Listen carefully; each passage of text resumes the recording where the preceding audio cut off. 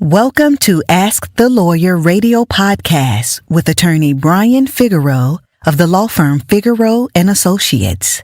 This podcast features a recording of our most recent radio show aired weekly in New York City.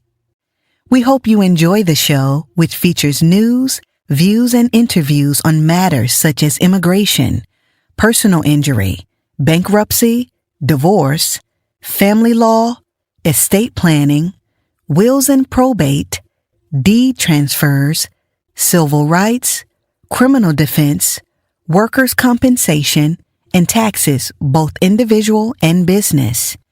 You can contact us at 855-768-8845 or visit us at www.askthelawyer.us. You have questions? We've got the answers. The function of man is to live, not to exist.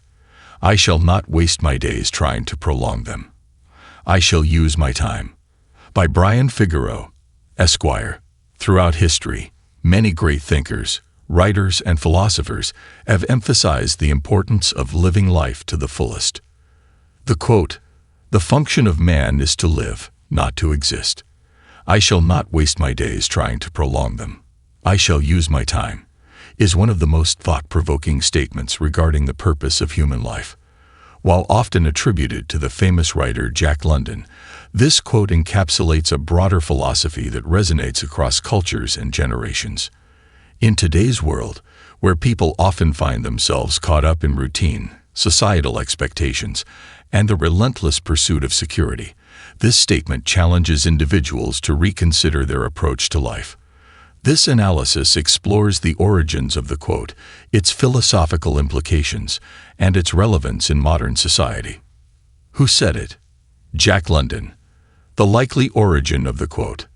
The quote is widely attributed to Jack London, 1876 to 1916, an American novelist, journalist, and social activist, best known for works such as The Call of the Wild and White Fang. London was an adventurer and a passionate advocate for living boldly, and many of his writings reflect this mindset. Jack London's personal philosophy was deeply influenced by existentialism, naturalism, and social Darwinism, concepts that stress the role of human agency, the struggle for survival, and the importance of embracing life rather than merely enduring it. His adventurous spirit led him to experiences ranging from working in factories to sailing, prospecting for gold, and engaging in socialist activism. Other possible origins. While London is the most commonly cited source, some argue that variations of this sentiment existed before his time. The Stoic philosophers, for instance, emphasized the idea that life should be lived with purpose and virtue rather than passively endured. Similarly, thinkers like Henry David Thoreau, Friedrich Nietzsche, and Albert Camus explored themes of active living versus passive existence in their works. Regardless of its exact origin, the essence of the quote aligns with a universal human struggle, the tension between merely existing and truly living.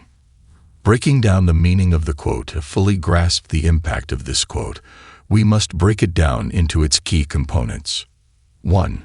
The function of man is to live, not to exist. At its core, this statement challenges the notion of passivity in human life.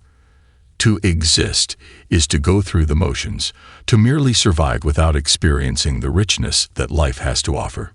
In contrast, to live means to engage with the world actively, seek experiences, and find purpose beyond mere survival. In modern terms, this speaks to the danger of complacency. Many people fall into routines dictated by societal norms, working jobs they dislike, following predictable patterns, and delaying their dreams for an uncertain future. This part of the quote urges individuals to break free from monotony and actively shape their own lives. 2. I shall not waste my days trying to prolong them. This line critiques the tendency to prioritize longevity over quality of life. In contemporary society, people often focus on health, safety, and security to the extent that they forget to actually enjoy life. While living a long life can be valuable, the real question is, What are we doing with the time we have? For instance, many people spend decades working long hours, sacrificing personal passions, relationships, and adventures for the sake of financial security.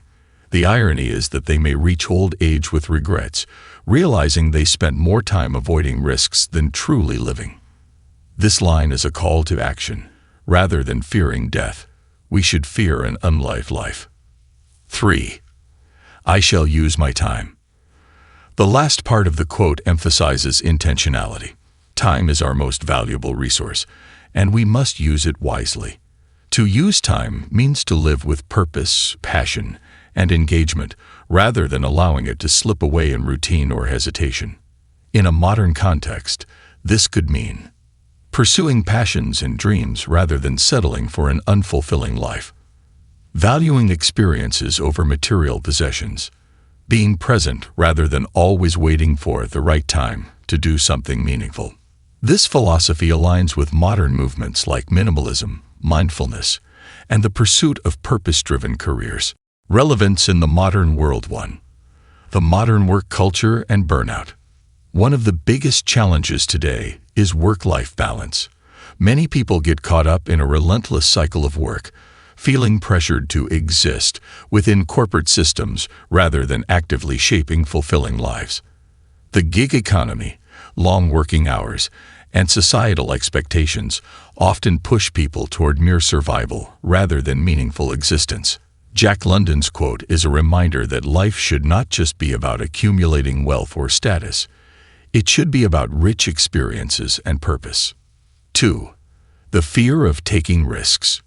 Many individuals are conditioned to play it safe, staying in jobs they dislike because of financial stability, avoiding travel or adventures due to fear of the unknown, suppressing creativity in favor of conventional success. However, the quote encourages boldness. It suggests that playing it too safe can lead to a wasted life. Modern entrepreneurs, artists, and adventurers often embody this mindset by taking risks in pursuit of their passions. 3. The rise of mindfulness and intentional living. Movements like mindfulness, minimalism, and slow living align closely with this quote. Many people are now rejecting consumerism and passive entertainment in favor of meaningful relationships, personal growth, experiencing life fully rather than just passing time. This shift reflects a growing recognition that happiness comes from engagement, not just existence. Conclusion: the call to live, not just exist.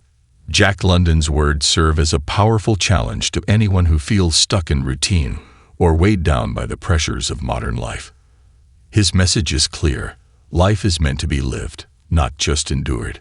To apply this philosophy today, individuals should pursue passions fearlessly, embrace experiences over comfort, live with intentionality rather than waiting for someday. Ultimately, the quote is not just about rejecting passivity. It's about choosing to live a life of depth, adventure, and purpose.